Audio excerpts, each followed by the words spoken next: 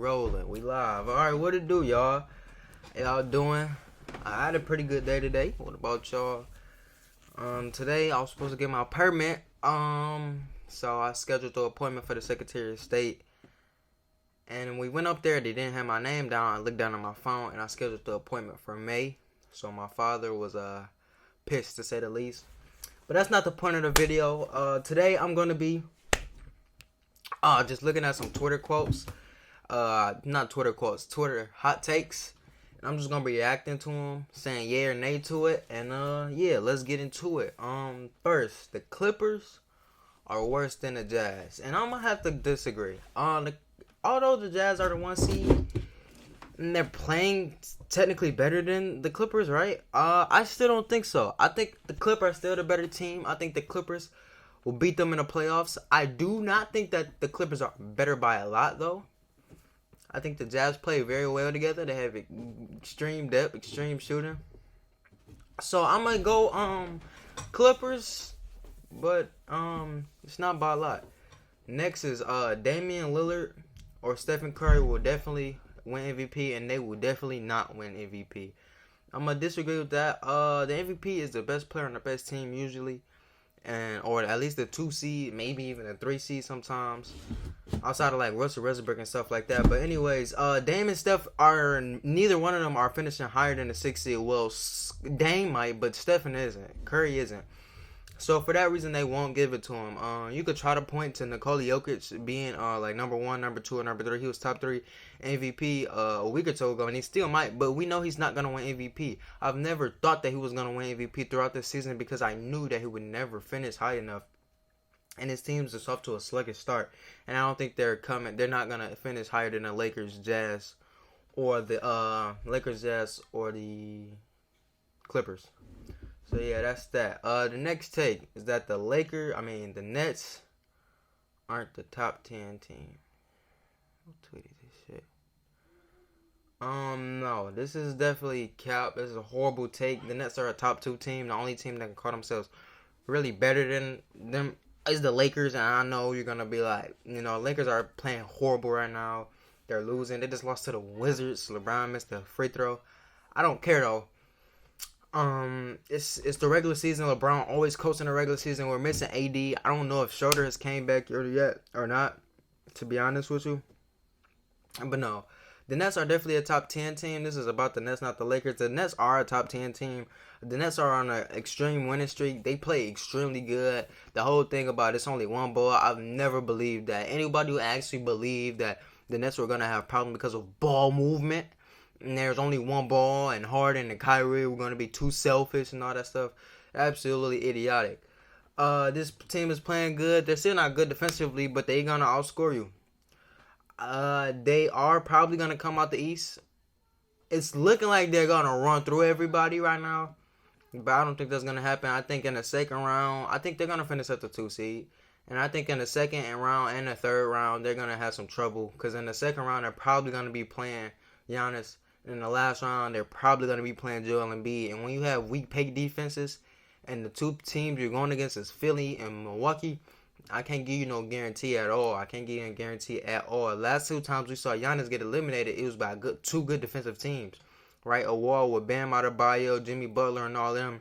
And the year before, they had Kawhi Leonard, Serge Ibaka, and like Marc Gasol, right? So yeah, so I do think the Nets are definitely a top 2 team, but yeah, this is a horrible take. Whoever said this definitely needs to at least get suspended from making basketball takes, at least. John Stockton isn't the best playmaker or passer of all time, and I agree. I understand. John Stockton averaged 14 assists. Guess what? I don't care.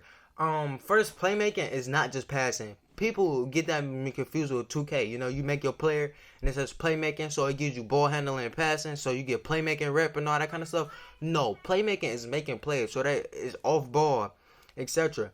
So I would like to believe off the top of my head that Stephen Curry is the best playmaker of all time.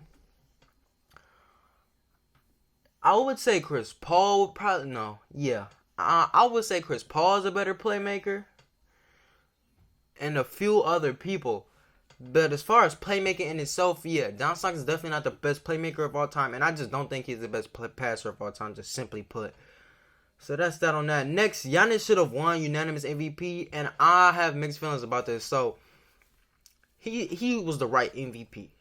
I think that people just wanted LeBron to win a lot, and I'm a LeBron fan, and I just didn't see an argument for LeBron winning MVP.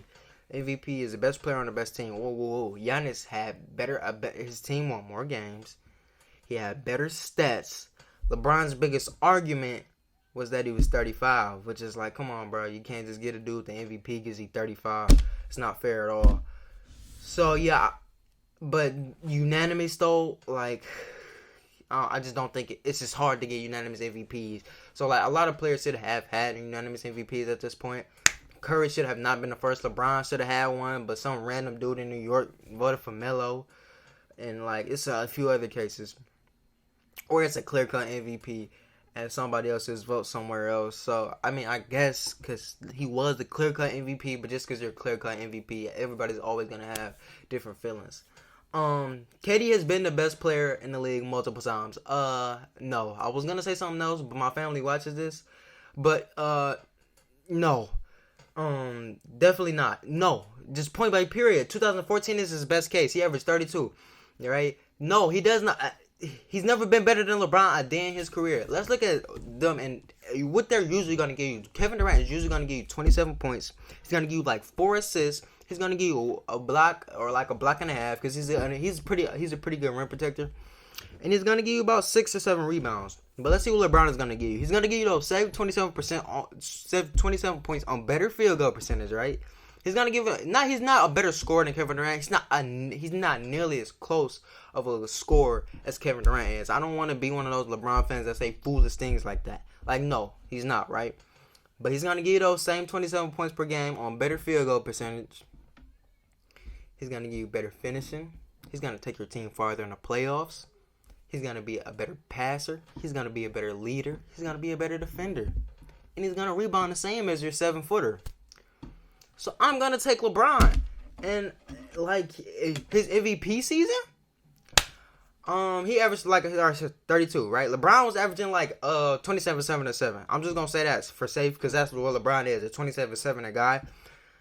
And he won a ring that year.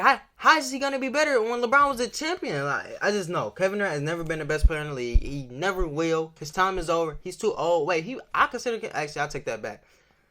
Kevin Durant is the best player in the league right now to me because LeBron is playing bad. So you can't argue. You can't say like, well, LeBron. People, what we call bronzexuals, right? People that's infatuated with LeBron that say he always right no matter what situation. They say that he coasted in the regular season and he's not giving 100% effort, but still say he's the best player in the league. But we're not seeing the best version of LeBron, and this half version of LeBron isn't better than full power Kevin Durant, full power Stephen Curry.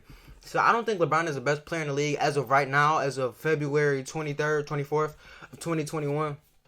No, LeBron isn't the best player. And to me, Kevin Durant is the best player in the league right now. So I guess I just contradicted myself. But this tweet said multiple times anyway. So I still stand. I'm right. Next one. Curry isn't a top 2 point guard of all time. And I also disagree with this.